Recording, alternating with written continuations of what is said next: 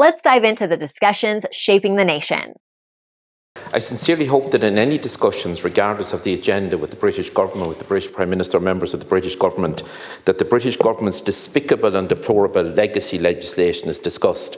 Many times in this House and within parliamentary parties and at Oireachtas committees, we have unanimously called for the repeal of that legislation. No amendment by the British Government of that legislation will ever make it acceptable to the victims and to the families of victims who have suffered so much for many, many decades now. I also sincerely hope, Taoiseach, that you raise the ongoing issue of the Dublin Monaghan bombings of 1974, where again, I think on 4 occasions in this House there were unanimous calls on the British Government to give access to an independent international legal person to all papers and files pertaining to those tragedies on that day in both my own constituency and in Dublin City. I've always, as you know, referred to other atrocities in my own constituency, and particularly the Belturbet bombing of December 1972, when young innocent teenagers were killed. In all of the discussions with the British Government, whether it's with us at parliamentary level or at government level and at head of government level in particular, the need to address legacy and reconciliations must be to the forefront in all discussions. And Taoiseach, I'd like an assurance that those issues were raised in all discussions with the British Government, with the British Prime Minister and other members of that government as well. Thank you again. Deputy Smith and a number of deputies raised the issue of the legacy legislation. And could I say that I want to remind deputies that it was I took the decision as Minister for Foreign Affairs to refer that legislation to the European Council for Human Rights, the European Court of Human Rights.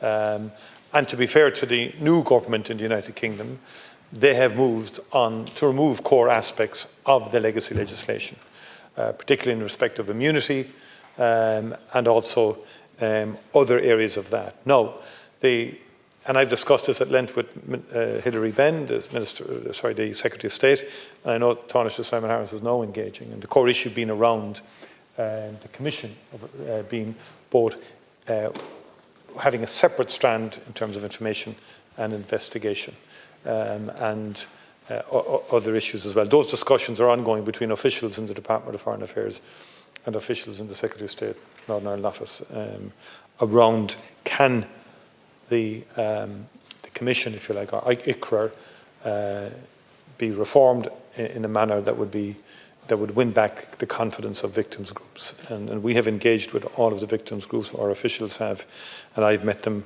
as well, personally, in respect of the issues that have arisen. But there has been progress, we need to put that on the record, compared to what was there in the original bill that was tabled by the then Conservative government.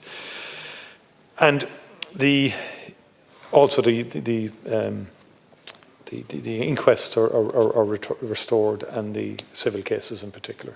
So that's progress, but it's not enough, and we have to continue to work on it.